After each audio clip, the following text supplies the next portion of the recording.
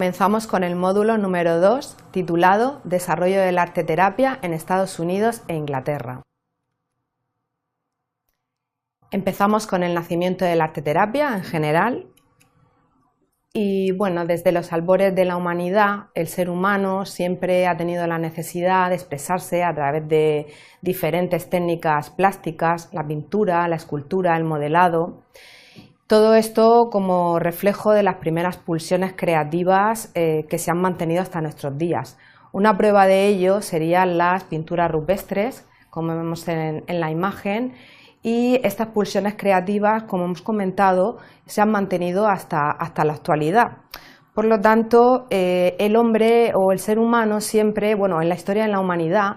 siempre el arte ha tenido una aplicación con fines terapéuticos.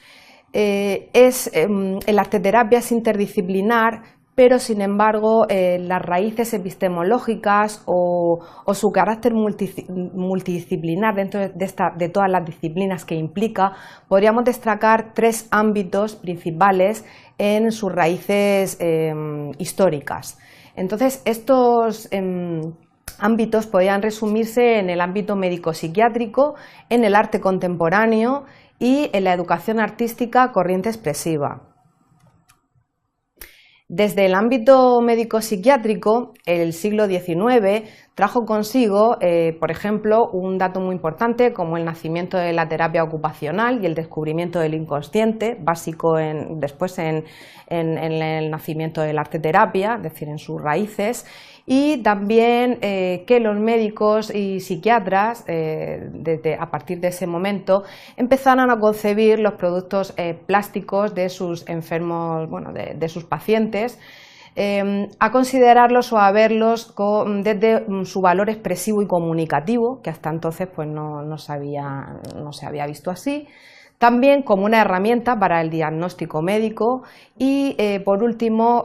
también se dieron cuenta del efecto terapéutico que el proceso creativo generaba en los pacientes, porque bueno, los calmaba, los tranquilizaban y hacía que otras terapias pues, más agresivas, como ya se sabe que en el siglo XIX pues, se utilizaban métodos muy, pues eso de echarles agua fría, pues, estos métodos que eran mucho más pues, livianos y mucho más agradables, pues hacían que los otros no se aplicaran, por lo tanto fue un descubrimiento muy importante. Bien, dentro del nacimiento de la arteterapia y del ámbito médico-psiquiátrico también aparece, bueno, todo esto hace que las pinturas de los enfermos mentales y sus dibujos, sus producciones artísticas empiecen a tomar gran importancia y dieron lugar a lo que sería el art brut o el arte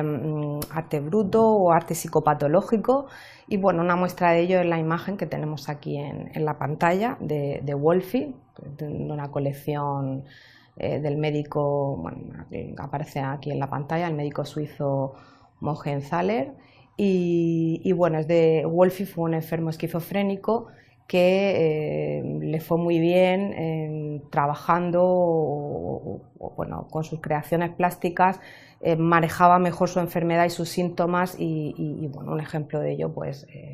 lo que hemos comentado.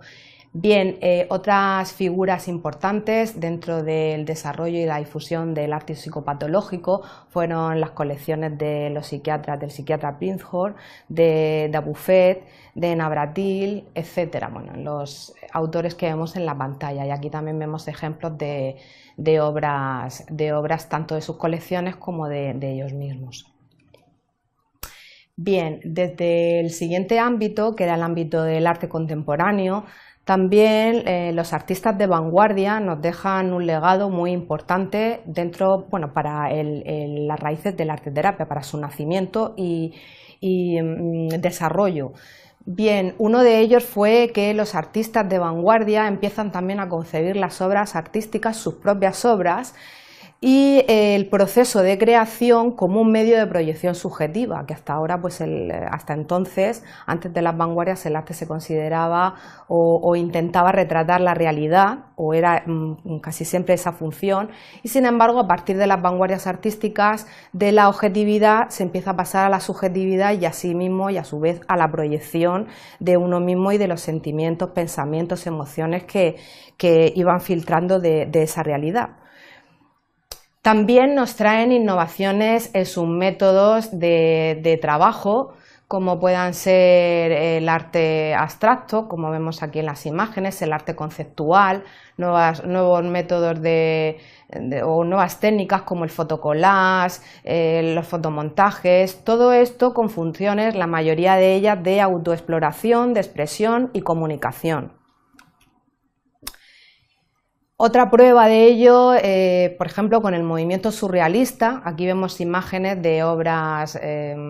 donde se emplea la técnica automática. Era que estos artistas también daban mucha importancia al fomento de la desinhibición, la libre expresión y la creatividad, que son tres conceptos fundamentales en los talleres o en la aplicación de la arteterapia. Y bueno, pues vienen sobre todo de este ámbito.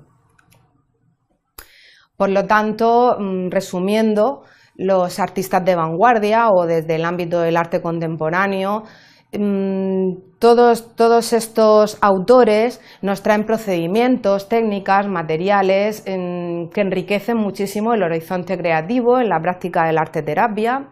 También sus averiguaciones hacen que nos ofrecen la posibilidad de poder explorar lo desconocido, jugar, crear, modificar, alterar, improvisar, etcétera, tomar decisiones desde puntos de vista diferentes, y también, sobre todo, los recursos plásticos que nos han aportado pues tienen un gran valor para lo que es el desarrollo de un taller de arteterapia. Bien, desde el último ámbito tenemos la educación artística, como hemos comentado, la tercera raíz epistemológica, y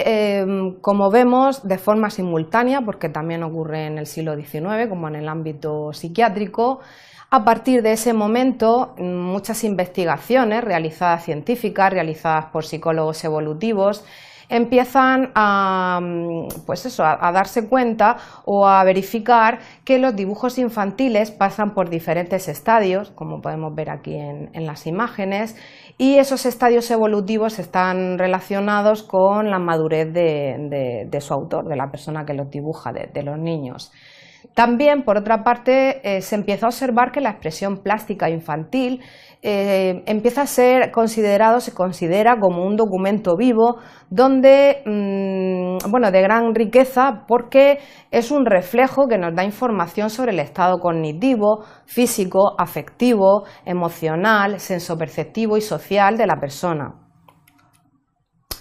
Otro hallazgo, también ya a mediados del siglo XX, entre 1930 y 1950, fue la corriente expresiva, también dentro del ámbito de la educación artística, y esta corriente expresiva también es fundamental dentro de los cimientos de la arteterapia, puesto que es un enfoque dentro de la educación artística que destaca la educación emocional, es decir, el desarrollo del alumno por encima de su evaluación, o por encima, se centra en lo que serían las facultades creadoras del alumno y sus facultades innatas, y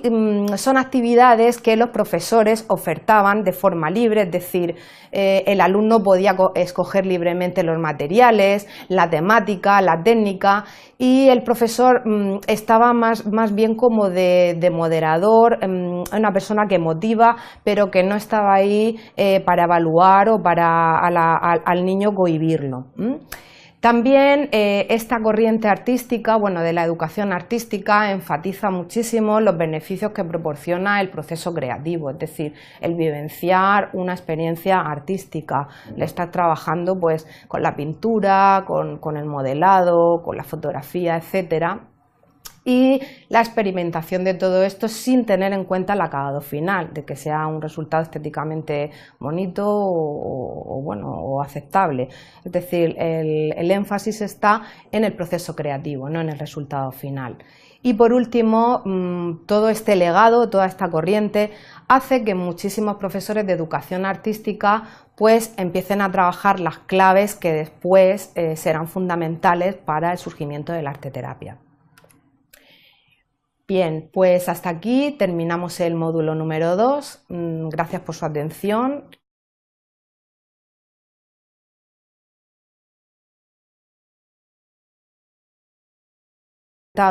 Se han mantenido hasta la actualidad. Por lo tanto, el hombre o el ser humano siempre, bueno, en la historia de la humanidad, siempre el arte ha tenido una aplicación con fines terapéuticos.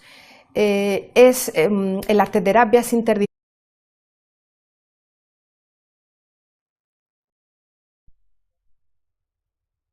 Comenzamos con el módulo número 2, titulado Desarrollo de la arteterapia en Estados Unidos e Inglaterra. Empezamos con el nacimiento de la arteterapia en general. Y bueno, desde los albores de la humanidad, el ser humano siempre ha tenido la necesidad de expresarse a través de diferentes técnicas plásticas, la pintura, la escultura, el modelaje disciplinar, pero sin embargo las raíces epistemológicas o su carácter multidisciplinar dentro de todas las disciplinas que implica, podríamos destacar 3 ámbitos principales en su raíz.